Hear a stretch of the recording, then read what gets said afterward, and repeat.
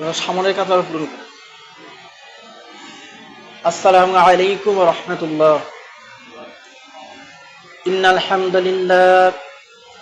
ইন্নাল হামদালিল্লাহি নাহমাদুহু ওয়া নাস্তাঈনুহু ওয়া নাস্তাগফিরুহু ওয়া নু'মিনু বিহি ওয়া নাতাওয়াক্কালু আলাইহি ওয়া না'উযু বিল্লাহি মিন শুরুরি আনফুসিনা ওয়া মিন সাইয়্যাতি আ'মালিনা। من يهد الله فلا مضل له ومن يضلل فلا هادي له ونشهد أن لا إله إلا الله وأن محمدا عبده ورسوله.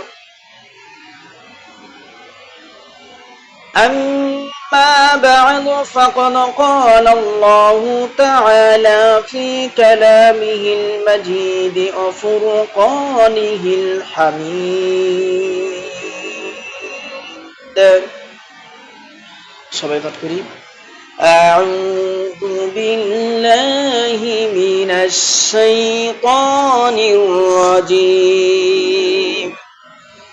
بسم الله الرحمن الرحيم. والطور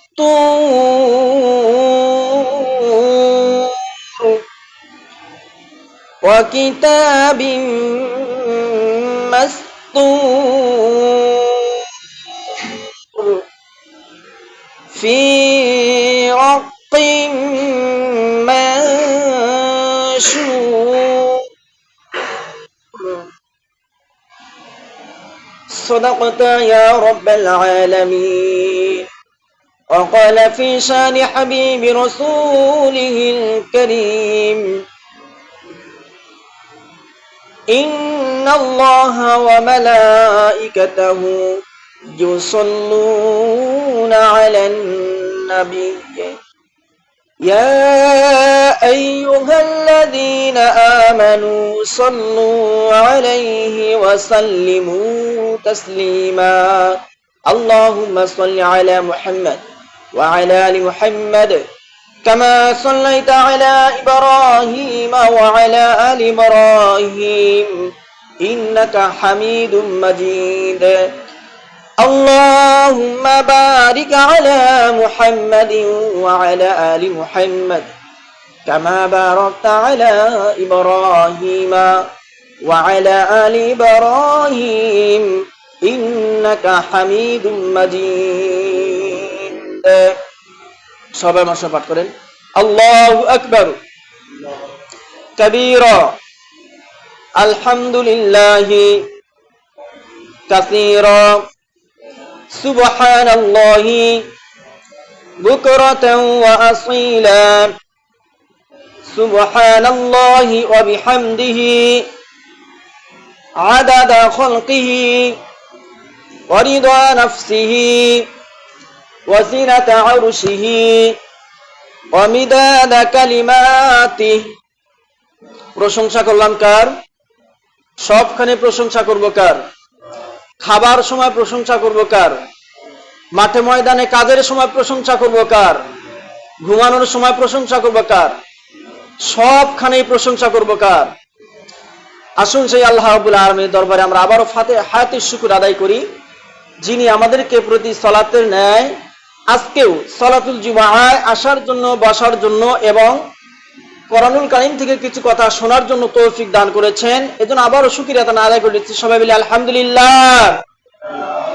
লাখো কোটি দরুদ ও সালাম পাঠ করি বিশ্ব মানবতার মুক্তির দূত, সর্বকালের সর্বশ্রেষ্ঠ মহান শিক্ষকের প্রতি, যার আনিত বিধান বাস্তবায়ন আমাদের মূল লক্ষ্য এবং উদ্দেশ্য, সেই প্রিয় নবীর প্রতি দরুদ ও সালাম পাঠ করছি। সবাই মিলে সাল্লাল্লাহু আলাইহি ওয়াসাল্লাম। সম্মানিত হাজিরিন, কেমন আছেন আপনারা সবাই? বিগত জুমআয় আমরা কি আলোচনা করেছিলাম, কারো কি খেয়াল আছে? অর্থাৎ গত জুমআয় খেয়াল আছে কারো? আলহামদুলিল্লাহ। আমরা শুনি শোনার সাথে সাথে আবার ভুলে যাই। কারণ কি জানেন? ভুলে যাওয়ার মূল কারণ হচ্ছে আমরা আমলের নিয়তে শুনি না, এবং যতক্ষণ শুনি ততক্ষণ আমরা মনে মনে চিন্তা ভাবনা করি এত লম্বা সময় কথা বলে, তাড়াতাড়ি কথাটা বন্ধ করলেই তো আমরা বাঁচে যাই, তাড়াতাড়ি নামাজ পড়ে 2-4টা ডিপ দিয়ে আমরা বাড়িতে চলে গেলে তো বাঁচি। এইরকম চিন্তা ভাবনা থাকার কারণে আমাদের কথাগুলো খেয়াল থাকে না। প্রিয় বন্ধুগণ, তাহলে আমরা যে কথাগুলো শুনবো, আপনাদের রিকোয়েস্ট, আপনাদের অনুরোধ করছি আমি, যে কথাগুলো যে শুনবো আমরা আমলের নিয়তে শুনি, নিজেকে পরিবর্তনের নিয়তে শুনি, তাহলে ইনশাল্লাহ ভালো কিছু করা সম্ভব হবে। আমি ভূমিকায় 2-1টি কথা আজকে আপনার মসজিদের সম্পর্কে বলবো। আপনাদের মসজিদের যে মাইকটা আছে এটা কিন্তু বেশ কয়েকদিন থেকে নষ্ট। এই যে মসজিদের যে আনুষঙ্গিক কিছু কাজ থাকে, আদৌ কি আপনারা মসজিদে নামাজ পড়ার জন্য আসেন, মসজিদে ইবাদত করার জন্য আসেন, নাকি শুধু নামে মাত্র মুসলমানের পরিচয় দেওয়ার জন্য আসেন? এটা আসলে আমার বুঝে আসে না। এগুলো কাজ আপনাদের এমন হয়ে থাকবে কেন? আর মসজিদে নামাজি কেন হবেন না আপনারা? যাই হোক, আপনাদের আর একটা রিকোয়েস্ট, সেটা হচ্ছে আমরা নামাজের পরে অন্তত পক্ষে 10টা মিনিট আজকে দেরি করবেন।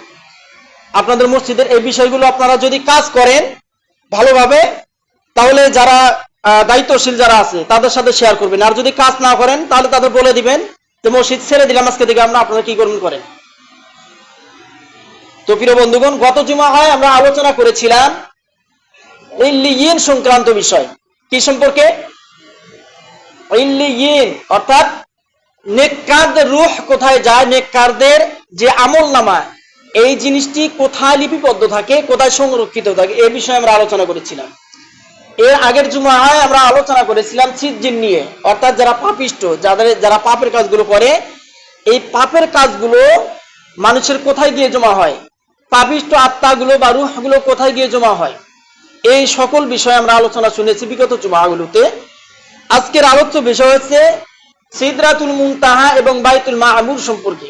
সিদরাতুল মুনতাহা আর একটা কি, বাইতুল মামুর সংক্রান্ত একটা বিষয় আজকে আমরা আলোচনা করব ইনশাআল্লাহ। আজকের সূরাতুত তুর থেকে কিছু আয়াত আমরা শুনবো। সূরাটার নাম কি বলেন দেখি? সূরাতুত তুর। এই সূরাটা মক্কা শরীফে অবতীর্ণ হয়েছে, অর্থাৎ নবীজি সাল্লাল্লাহু আলাইহি ওয়াসাল্লামের নবুয়তের প্রথম পর্যায়ে এই সূরাগুলো অবতীর্ণ হয়েছে। যে সূরাগুলো মক্কি বা মাক্কি বলা হয়, যে মক্কায় বর্ণিত নাযিল করা হয়েছে, এই সূরাগুলো সাধারণত নবীজি সাল্লাল্লাহু আলাইহি ওয়াসাল্লাম যখন মক্কা জীবন ছিলেন, মক্কা যে 12টা বা 13টা বছর যে ছিলেন, এই সময়ে এই সূরাগুলো নাযিল হয়। অর্থাৎ হিজরতের পূর্বে যে সূরাগুলো হিজরতের পূর্বে নাযিল হয়েছে, সে সূরাগুলোকে বলা হয় মাক্কি সূরা।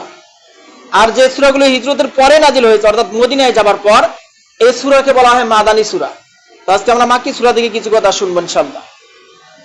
আসুন সরাসরি আমরা কোরআনুল কারীমের কাছে চলে যাই, দেখি আল্লাহ রাব্বুল আলামিন আমাদেরকে আজকে থেকে 1450 বছর পূর্বে কি মেসেজ দিয়েছেন, আমাদের কি জানিয়েছেন, এটা আজকে আমরা শুনবো ইনশাআল্লাহ। সবাই পাঠ করি, আউযু বিল্লাহি মিনাশ শাইতানির রাজীম, বিসমিল্লাহির রহমানির রহিম, ওয়াত-তুর ওয়া কিতাবিম মাসতুর ফি রাক্কিম মানশুর। এরশাদ হচ্ছে সে কসম তুর পর্বতের এবং লিখিত কিতাবের। আর 3 নম্বর বলা হয়েছে যে প্রশস্ত পত্রে।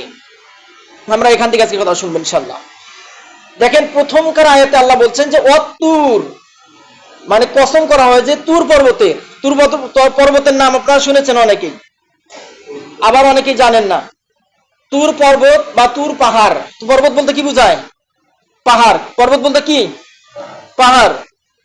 এই তুর পর্বতের অনেক কাহিনী আছে, এবং এই তুর পর্বত জায়গাটা অনেক সম্মানিত একটা জায়গা। এর কারণ হচ্ছে কি, মুসা আলাইহিমুস সালাতু ওয়াস সালামের কথা সবচেয়ে বেশি কোরআনুল কারীমে এসেছে, এবং এই মুসা আলাইহিমুস সালাতু ওয়াস সালামের উম্মত যারা, তাদের সংক্রান্ত বিষয়গুলো আল্লাহ রাব্বুল আলামিন সবচেয়ে বেশি আলোচনা করেছেন এই কোরআনুল কারীমের মধ্যে। প্রিয় বন্ধুগণ, তুর পর্বত হচ্ছে সাইয়েদনা মুসা আলাইহিমুস সালাতু ওয়াস সালামের তিনি যে আল্লাহ রাব্বুল আলামিনের সঙ্গে কথোপকথন করেছেন, কথাবার্তা বলেছিলেন, ঠিক ওই পাহাড়টাকে তুর পাহাড় বলা হয়। এমনকি এর আগে আমরা কিছুদিন পূর্বে আলোচনা শুনেছিলাম যে বনি ইসরায়েলের লোকেরা তারা বায়না ধরেছিল যে আমরা যে আল্লাহর ইবাদত করব, তোমার স্রষ্টার ইবাদত করব, আমাদের কাছে কিতাব নাই, আমরা কি দিয়ে তাকে দেখব, তাকে চিনবো, আর কিভাবেই বা আমরা সেই পথে চলবো, এর জন্য একটা কিতাব এনে দেন। তো হযরত মূসা আলাইহিস সালাম তিনি 30 দিনের ওয়াদা করে সেই তুর পর্বতে চলে গিয়েছিলেন। কোথায় চলে গেছিলেন? 30 দিনের। কিন্তু সেখানে কারণবশত আল্লাহ রাব্বুল আলামিনের সঙ্গে কথোপকথন করতে 40 দিন লেগে যায়। আর এই মাঝখানে এই বনি ইসরায়েলের লোকেরা কি করেছিল? খেলা আছে আপনাদের, পূজা করেছিল কাকে? খেয়ে ফেলাইছেন, গরুর বাছুরকে পূজা করেছিল। কাকে পূজা করেছিল? একটা গরুর বাছুরকে পূজা করেছিল। সম্মানিত বন্ধুগণ, সেখানে আল্লাহ রাব্বুল আলামিন এই 30 দিন পর্যন্ত বা 40 দিন পর্যন্ত মূসা আলাইহিস সালামের সঙ্গে বিভিন্ন বিষয়ে কথাবার্তা বলে তার উপরে আল্লাহ রাব্বুল আলামিন তাওরাত কিতাব দিয়েছেন। কোন কিতাব দিয়েছেন? তাওরাত কিতাব দিয়েছেন। এই পৃথিবীর মধ্যে এখনো পর্যন্ত আসমানি গ্রন্থ অনেক জায়গায় আছে, কিন্তু সেগুলো যে সরাসরি আসমানি কিতাব ছিল, সে আসমানি কিতাব আর নাই। এটাকে ভেঙে চুরে নিজেদের মতন করে গড়িয়ে নিয়েছে তারা। প্রিয় বন্ধুগণ আমার, তাহলে তুর পর্বতের আমরা পরিচয় পেলাম কি? সে তুর পর্বতের কসম এই জন্য করা হয়েছে যেহেতু আল্লাহ রাব্বুল আলামিন এই তুর পর্বতেই আল্লাহ রাব্বুল আলামিন মূসা আলাইহিস সালামের সঙ্গে কি বলেছিলেন? কথা বলেছিলেন। মূসা আলাইহিস সালাম আল্লাহকে বলেছিলেন, আল্লাহ আমি তোমার সাথে দেখা করতে চাই, তোমাকে দেখতে চাই। আল্লাহ বলেছিলেন, না হে মূসা, তুমি দুনিয়ার চর্মচক্ষু দিয়ে আমাকে দেখতে পাবা না। লা তুদরিকুহুল আবসার, তুমি আমাকে দেখতে পারবে না, এটা সম্ভব নয় তোমার। মূসা আলাইহিস সালাম বলছেন, না আল্লাহ, আমি আপনাকে যখন বলেছি আপনাকে দেখবো, আমি দেখবো। সুবহানাল্লাহ। তো মূসা আলাইহিস সালাম চলে গেলেন, আল্লাহ ডাকলেন তাকে, তুর পাহাড়ে আসো। তিনি তুর পাহাড়ে যাবেন, ওই সময় আল্লাহ রাব্বুল আলামিন বলেন, মূসা তোমার পায়ের জুতাটা খুলে আসো। মূসা তোমার পায়ের কি খুলে আসো? জুতাটা খুলে আসো। মূসা আলাইহিস সালাম পায়ের জুতা খুলে গেলেন। যাবার পরে আল্লাহ রাব্বুল আলামিন উনি একটা তাজাল্লি, একটা ঝলকানি এসেছে শুধু, সঙ্গে সঙ্গে মূসা আলাইহিস সালাম অজ্ঞান হয়ে পড়ে গেছেন সেটা। সুবহানাল্লাহ। প্রিয় বন্ধুগণ, এই জন্য এই তুর পাহাড়ের কথা আল্লাহ রাব্বুল আলামিন বলেছেন যে তুর পাহাড়ের কসম। এরপর বলা হয়েছে যে ওয়া কিতাবিম মাসতুর, এবং লিখিত কিতাবের, এবং লিখিত কিতাবের। লিখিত কিতাব কি? আমরা গত জুমায় শুনেছি, কিন্তু এটা হচ্ছে আমলনামা। আবার মুফাসসিরিন ইকরাম এটা বিভিন্ন মত দিয়েছেন। কেউ কেউ বলেছেন যে আল্লাহ রাব্বুল আলামিন যে তুর পাহাড়ের যে কিতাবের কথা বলেছেন, তাওরাত কিতাবের কথা যে বলেছেন, এই তাওরাত কিতাব হতে পারে। আর যে বলা হয়েছে যে মানুষের যে আমলনামাগুলো আছে এটা তো সত্য নাকি, নাকি এটা মিথ্যা? সেই আগের জামানার যখন সূরা নাবা নাযিল হয়, তখন মুশরিকদেরকে যখন বলা হলো যে আল্লাহ রাব্বুল আলামিন তোমাদের এই মর্মে সংবাদ দিচ্ছেন যে তোমাদের পূর্বপুরুষ যারা ইন্তেকাল করে মাটির সাথে মিশে গেছে, যাদের হাড় এবং মাংসগুলো আলাদা হয়ে গেছে, এই লোকগুলো কিয়ামতের ময়দানে আল্লাহ রাব্বুল আলামিনের কাছে দণ্ডায়মান হবে, উত্থিত হবে, জীবিত হবে, তারা দাঁড়িয়ে যাবে। তখন তারা বলল কি যে এগুলো যে পুরাকালের উপকথা, এর মানে আগের জামানার কেচ্চা কাহিনী। তারা ঠাট্টা করলো, বিদ্রুপ করলো। প্রিয় বন্ধুগণ আমার, তো এই জন্য আল্লাহ বলছেন যে যেহেতু এখানে ওয়া কিতাবি মাসতুর বলে আল্লাহ রাব্বুল আলামিন লিপিবদ্ধ খাতার কথা বলেছেন, এর মানে হচ্ছে যে মানুষের আমলনামাগুলো যে আছে এটা সত্য, এটা মিথ্যা হওয়ার কোনো সম্ভাবনা নেই। এমনকি যারা এটাকে মিথ্যা প্রতিপন্ন করবে সেই ব্যক্তি ঈমান হারা হয়ে যাবে। এর মানে আল্লাহ এটা দ্বারা বুঝাতে চাচ্ছেন যে কিয়ামতের ময়দানে তোমার এই লিপিবদ্ধ খাতা দ্বারাই আমি তোমার হিসাব নেব। তাহলে যদি লিপিবদ্ধ খাতা দ্বারা হিসাব হয়, আমরা আগের জুমায় শুনেছি যে দোকানদারদের উদাহরণ দিয়ে আমি বুঝিয়েছি আপনাদের, সম্মানিত বন্ধুগণ আমার। তাহলে লিপিবদ্ধ খাতা যদি আমাদের হিসাব থেকে থাকে, তাহলে কি আমাদের যে ভালো কাজ এগুলো প্রতিযোগী হওয়া উচিত নাকি? আমরা তো প্রতিযোগিতা হই না। আমরা হই শুধু কি প্রতিযোগিতা করি দুইটি বিষয়, আমরা সবচেয়ে বেশি প্রতিযোগিতা করে থাকি। এক নম্বর বিষয় হচ্ছে কার চেয়ে কে বড় হব বেশি। দুই নম্বর বিষয় হচ্ছে কি কার চেয়ে বেশি কত সম্পদ আমি করতে পারবো, এবং পরনিন্দা করে করে কাকে বেশি দাবাইতে পারবো। এই দুটি বিষয় সবচেয়ে বেশি আমরা প্রতিযোগিতা করে থাকি, অথচ আমাদের সেটা কিন্তু কাম্য নয়। আমাদের কাজ হচ্ছে কি প্রতিযোগিতা করা উচিত হচ্ছে আমাদের নেকির দিক দিয়ে, নেক কাজের দিক দিয়ে আমাকে প্রতিযোগী হওয়া উচিত, কিন্তু সেটি আমরা করি না। সম্মানিত বন্ধুগণ, এরপর আল্লাহ বলছেন ফি রাক্কিম মানশুর, প্রশস্ত পত্রে, এর মানে যে খাতাটার মধ্যে লিপিবদ্ধ রয়েছে, এই লিপিবদ্ধটা কি?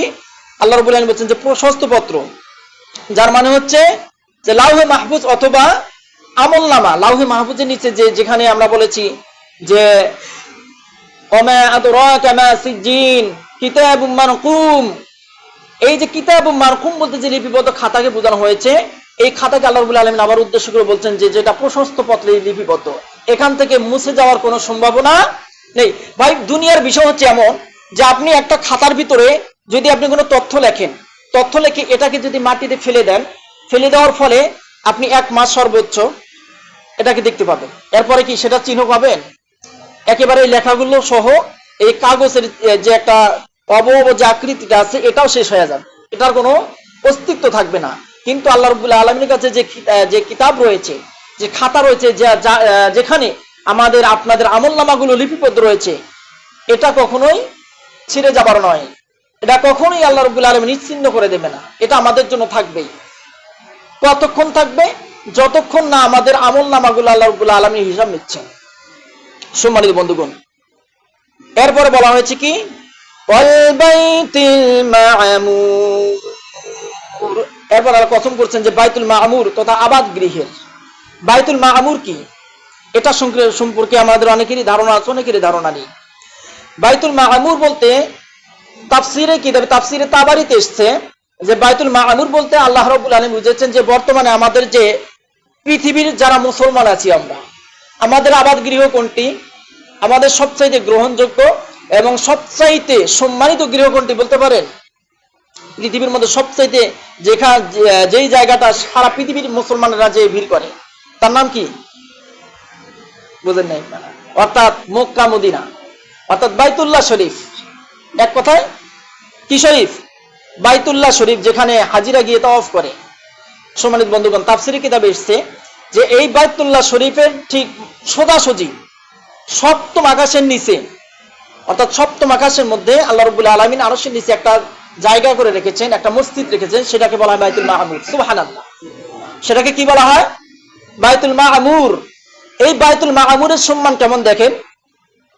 রাসূলুল্লাহ সাল্লাল্লাহু আলাইহি ওয়াসাল্লামের মেরাজের রাত্রে একটা ঘটনা এসেছে এখানে, যে বাইতুল মা'মুরের মধ্যে আল্লাহ রাব্বুল আলামিনের ফেরেশতা, নিযুক্ত ফেরেশতা কিছু এসে একবার যে ব্যক্তি আসলো,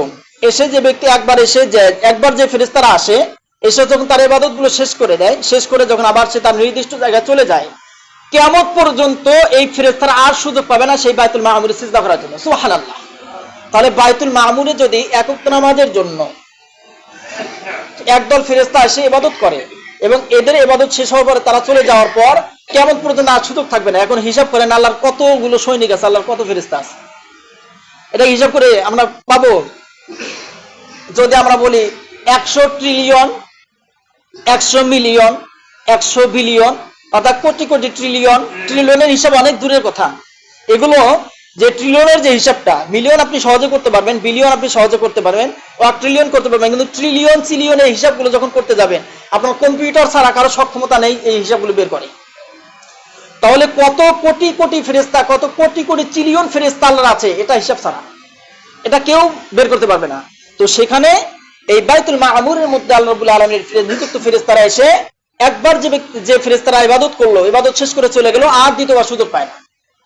সম্মানিত বন্ধুগণ, এইজন্য আল্লাহ বলছেন যে বাইতুল মা'মুরের কসম, আবাদ গৃহের কসম।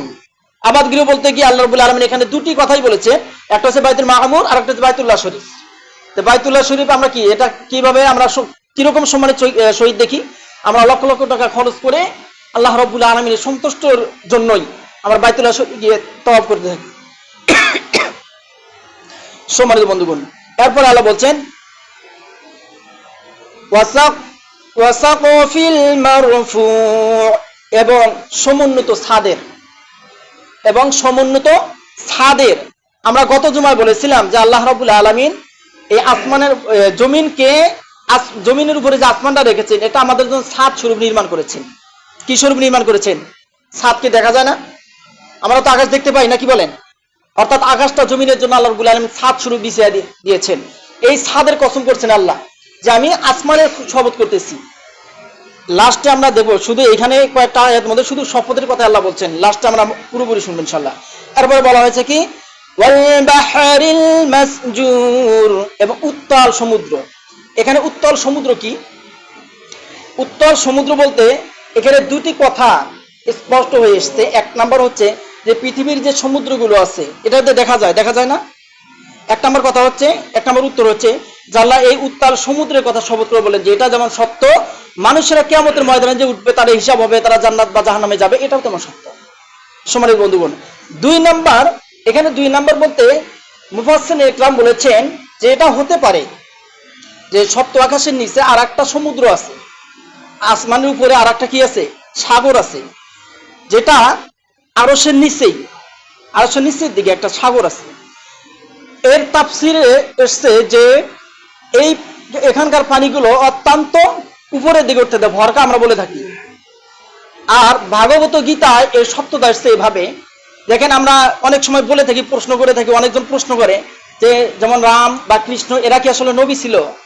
এটা কিন্তু এর উত্তর দুই ভাবে দেওয়া যাবে। এক নম্বর কথা হচ্ছে কি, কোন এক নম্বর কথা, কোন নবীর চরিত্র খারাপ ছিল না, সমস্ত নবীর চরিত্র ছিল সর্বোত্তম চরিত্র, অর্থাৎ সর্বোত্তম চরিত্রের অধিকারী প্রত্যেকটা নবী ছিলেন। কিন্তু যখন আপনি কৃষ্ণের কথা বলবেন তার চরিত্র কিন্তু ভালো ছিল না। এটা আমরা বিভিন্ন কিতাবের মধ্যে দেখা যায়, হিন্দুদের বিভিন্ন কিতাবে পাওয়া যায়।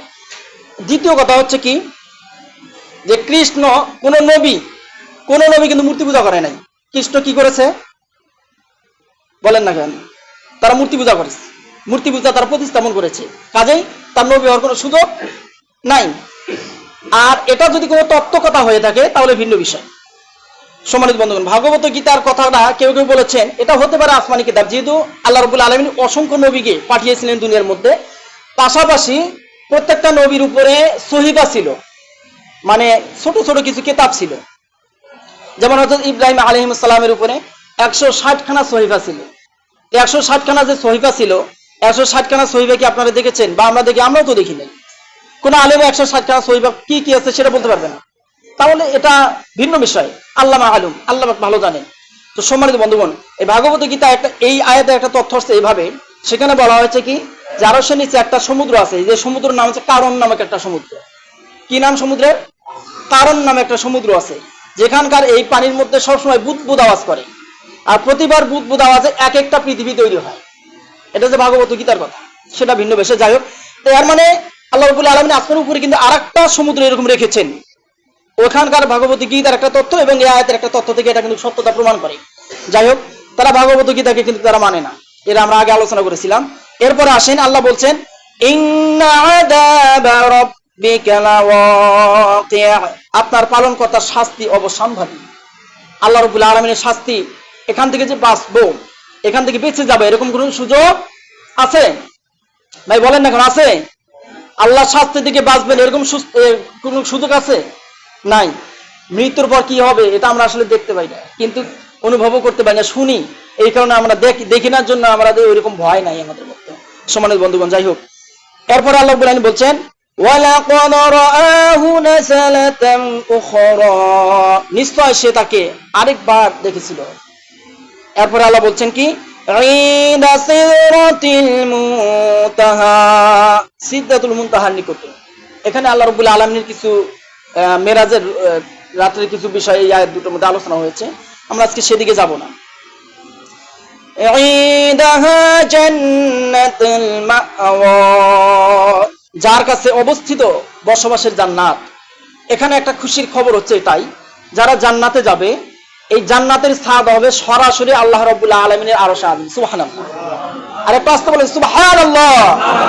সম্মানিত বন্ধুগণ, তাহলে আল্লাহ রাব্বুল আলামিন আমাদেরকে যে জান্নাত দেবেন, সে জান্নাতের ছাদ যদি সরাসরি আল্লাহ রাব্বুল আলামিনের আরশে আজিম হয়, এর চেয়ে বড় ছাদ আরো আছে? সেই জান্নাতে যেতে চাই সবাই, মসজিদ বাদ দিয়ে, ইমান বিক্রি করে। ওয়ালাম্মা জাআহুম আরাফু কাফারু বিহি ফালা'নাতুল্লাহি আলাল কাফিরিন। আমরা কি এমন হব যে আমরা কিতাবের কিছু অংশ মানবো আর কিছু অংশ মানবো না? যেগুলো সহজ সেগুলো মানবো, আর যেগুলো কঠিন সেগুলো মানবো না?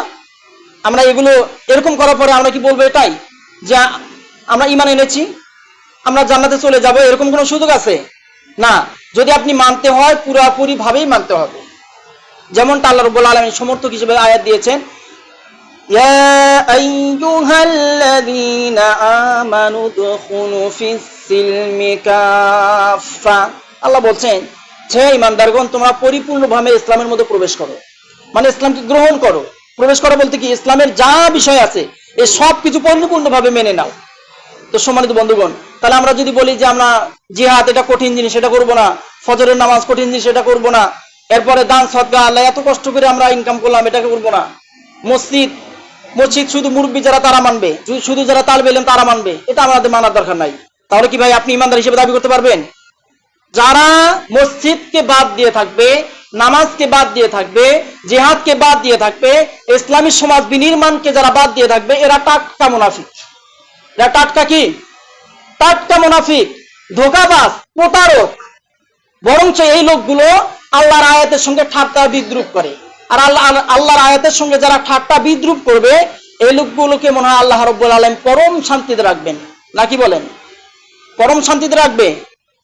আল্লাহ বলছেন, ওয়াসিকাল্লাযীনা কাফারু ইলা জাহান্নামা যুমারা।